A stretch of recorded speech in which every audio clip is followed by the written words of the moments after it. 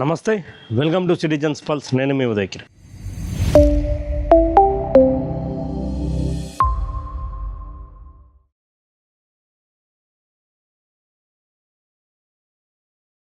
తమిళనాడు రాజకీయాలు ఎప్పుడు కూడా వాడివేడిగా సాగుతూ ఉంటాయి.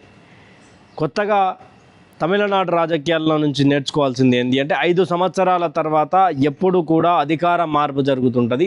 కాకపోతే 2016 తర్వాత నుండి 2026 వరకు ఏకకాలంగా ఇక్కడ డిఎంకే అధికారం చేపట్టడం, తర్వాత అంతకుముందు జయలలిత కూడా 10 సంవత్సరాల పాటు అధికారం చేపట్టడం, ఇవంతా కూడా చూసాం. అంటే తమిళనాడు రాజకీయాలు లాంటి ప్రాంతాల్లో రాష్ట్రంలో కూడా ఇలా రాజకీయ మార్పు జరుగుతుంది. 5 సంవత్సరాలు కాదు, 10 సంవత్సరాలు ఒక పార్టీకి అభివృద్ధి దిశగా పోయే అవకాశాలు ఉంటాయని పబ్లిక్ తీసుకున్నటువంటి నిర్ణయాన్ని ఎవరు కూడా వద్దనుకోలేనటువంటి పరిస్థితి. అయితే 2026 ఏప్రిల్లో జరిగేటువంటి ఎన్నికల కోసం అన్ని పార్టీలు సంసిద్ధమైనవి.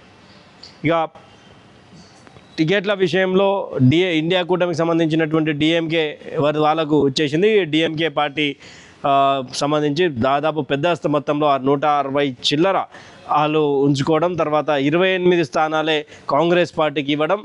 ఈ యొక్క సందర్భంగా చిన్న చిన్న పార్టీలు ఏవైతే ఉన్నాయో అవన్నీ కూడా పెద్ద ప్రభావం చేస్తాయా చేయకుండా అని డిఎంకేతో పాటు ఇండియా కూటమిలో ఉన్నటువంటి వాళ్ళకు 1-2 అరాకొర ఇచ్చుకుంటూ ముందుకు సాగుతున్నటువంటి వైనం. అయితే ఇక్కడ ఎన్డీఏ కూటమికి సంబంధించినటువంటి విషయంలో కూడా ఏఐడిఎంకే, ఎన్డీఏ, పిఎంకే కొన్ని పార్టీలు ఉన్నాయి. అవి కూడా కొంత సీట్ల సర్దుబాటు జరుగుతూ ఉన్నది. ఇక్కడ సంచలనం రేపుతున్నటువంటి ఒక పార్టీ ఏదన్నా ఉంది అంటే టీవీకే. ఆ టీవీకే తమిళ సంబంధించినటువంటి సినీ స్టార్ విజయ్ దళపతికి సంబంధించినటువంటి పార్టీ రీసెంట్గా ఆయన స్టార్ట్ చేయడం, తర్వాత కొన్ని ఘటనలు జరగడం, కొన్ని ఘటనల తర్వాత విజయ్ మీద పూర్తిగా తమిళనాడు ప్రజల్లో కొంత వ్యతిరేకత రావడం, ఆ తర్వాత అది మానే లోపు 42 మందిని చంపినటువంటి ఆ సభ మర్చిపోయే లోపు మరొకసారి విజయ్ దళపతిపై తన భార్య విడాకుల కోసం అప్లై చేయడం, విడాకుల కోసం అప్లై చేసిన తర్వాత ఇక్కడ సినీ హీరోయిన్ తోటి అక్కడ అక్రమ సంబంధం ఉంది, ఎన్నో ఏళ్ళుగా మేము కలిసి ఉంటలేము, అయినా కూడా ఇలాంటి పరిస్థితులు ఒక హీరో తీసుకురావడం ఈయన రాజకీయ పార్టీ అన్న విధంగా కూడా తమిళనాడు ప్రజలలో ఒక చర్చ బాగా తెర మీదకి వచ్చినటువంటి విషయం. అయితే ఈ అన్నిటి అంశాలకు పూర్తిగా విజయ్ అయితే చెక్ పెట్టారు అనుకోవచ్చు. ఎందుకంటే ఆయన తీసుకున్నటువంటి నిర్ణయాలు, ఆయన ఇస్తున్నటువంటి హామీలు, ఆయన చెప్తున్నటువంటి మాటలు ఒక ఛాన్స్ ప్లీజ్ ఎందుకు అంటే తమిళనాడు రాజకీయాల్లో అధికార మార్పు కోసం ఒక ఛాన్స్ ఇవ్వండి, డిఎంకేను పండబెట్టడానికి మాకు ఒక అవకాశం ఇవ్వండి అంటూ విజయ్ స్టార్ట్ చేసినటువంటి ప్రసంగంలో నిన్న 234 సంబంధించినటువంటి క్యాండిడేట్ల లిస్ట్ ఆయన బయటపెట్టడం. ఆ దాంట్లో ఎక్కువ శాతంగా సామాన్యులు, ఎవరు కూడా సినీ ఫేస్ ఉన్నటువంటి వాళ్ళు కాదు, సెలబ్రిటీలు కాదు, బాగా డబ్బున్నటువంటి వ్యక్తులు ఎవరు లేరు. ఇంకా ఇతర పార్టీల నుంచి వచ్చినటువంటి స్క్రాప్ ఏదైతే పారాషూట్ నాయకత్వం ఉంటుందో ఆ పారాషూట్ నాయకత్వం కూడా ఎవరు నమ్మకుండా మొత్తంగా 234 మందికి అక్కడ టీట్లు కేటాయించడం జరిగింది. అయితే దీంట్లో TVK party chief and founder ఎవరైతే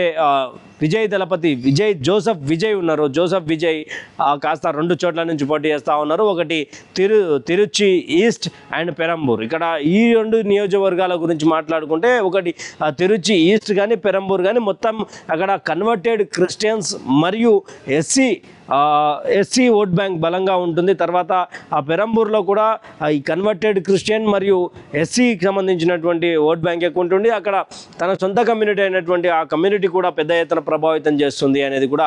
అంటే 2 చోట్ల నుంచి ఎందుకు పోటీ చేస్తూ ఉన్నారు, 2 చోట్ల నుంచి పోటీ చేసే అవకాశం ఏమున్నది, ఒక చోట నుంచి పోటీ చేసి గెలుస్తా లేకపోతే లేదు కదా అంటూ కూడా డిఎంకే బహిరంగంగా సవాలు విస్తూ ఉన్నది విజయ్కి. అయితే ఇక్కడ 234లో పూర్తిగా 2 స్థానాలు, అంటే 234లో 2 స్థానాలు విజయ్ దళపతి తెలిసినటువంటి వేస్, మిగతా ఎవరికి తెలియనటువంటి వేసు. విరుపాగం నుండి ఒక సెన్సేషనల్ ఎమ్మెల్యే క్యాండిడేట్గా నిలబెట్టారు.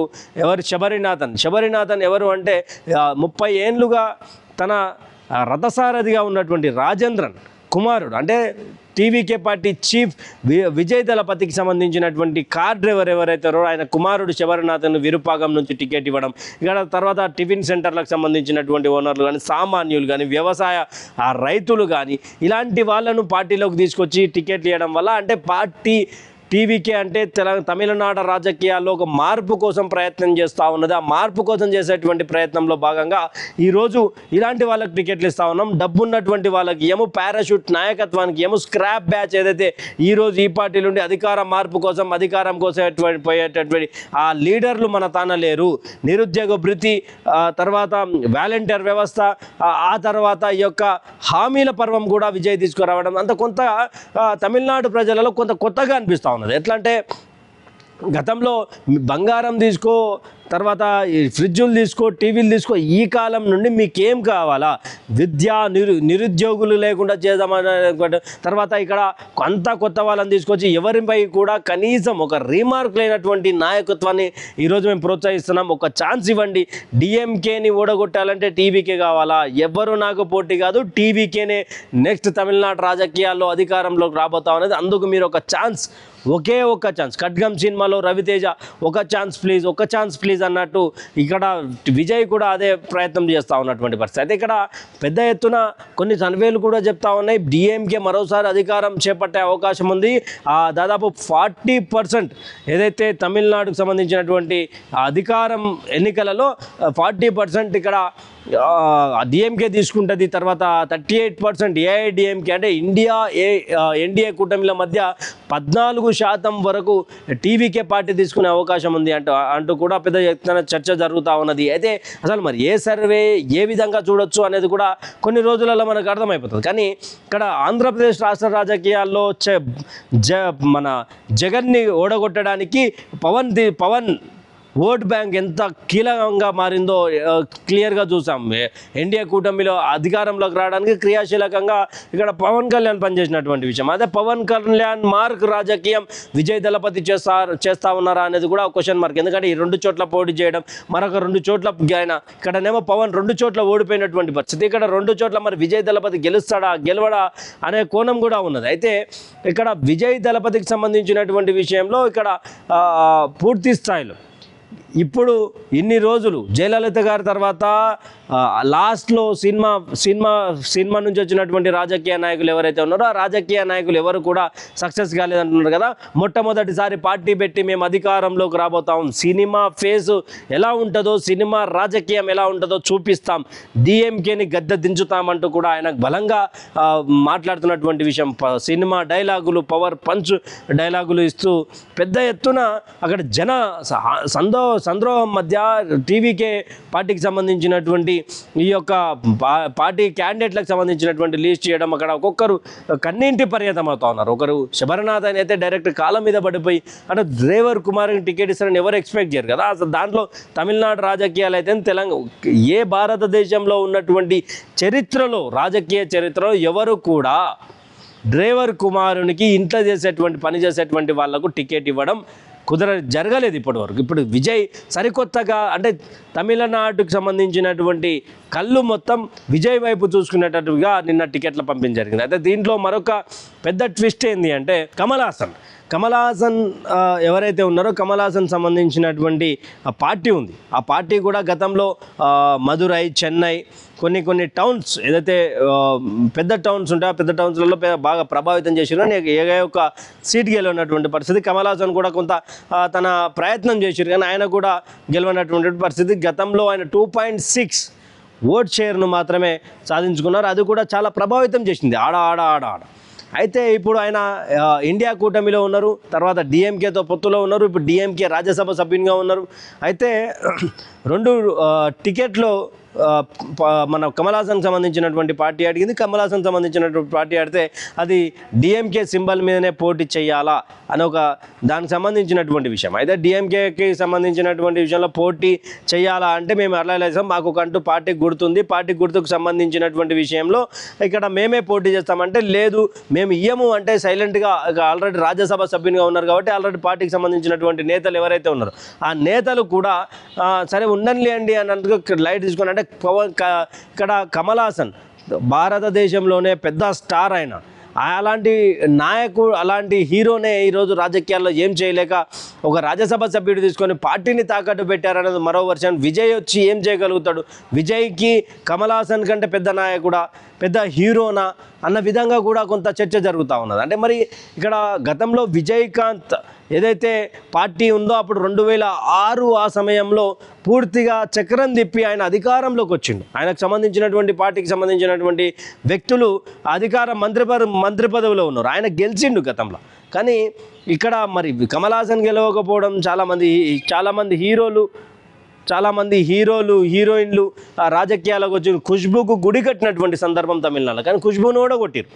అంటే ఈ సినిమా ఫేస్ వేరు, రాజకీయం ఫేస్ వేరు అనేది కూడా ఒక కోణంలో చూస్తుంటారు.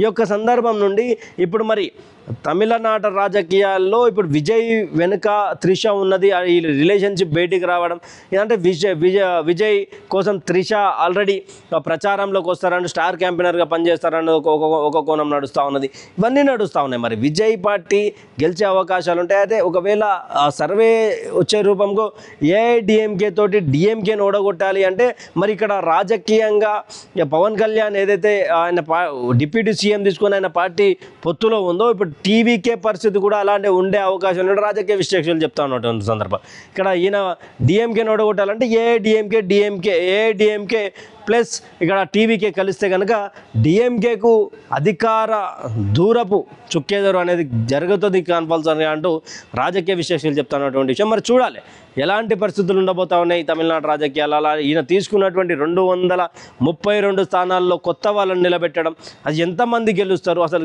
దాంట్లో ఆర్థికంగా ఎంతమంది బలంగా ఉన్నారు, అసలు ఆర్థికమైనటువంటి పరిస్థితులు ఏంది, ఈ రోజులలో రాజకీయాలు సాధించేటువంటి అవసరం అంటే రాణించగలుగుతారా అనేది కూడా ఒక పెద్ద క్వశ్చన్ మార్క్ అయింది. వేచి చూద్దాం మరి తమిళనాడు రాజకీయాలలో ఎవరు కాబోయే ముఖ్యమంత్రి. 1 ఛాన్స్ ప్లీజ్ అంటున్న విజయ్ అవుతారా, 1 more chance for Tamil Nadu development అంటున్న డిఎంకే వైపు ప్రజలు ఉంటారా, లేదా ఎన్డీఏ కూటమిలోకి టీవీకేని గుంజి అధికారం డిఎంకే నుంచి లాక్కుంటారా? వేచి చూడాల్సినటువంటి పరిస్థితి. మీ యొక్క అభిప్రాయాన్ని కామెంట్ సెక్షన్లో కామెంట్ చేయండి.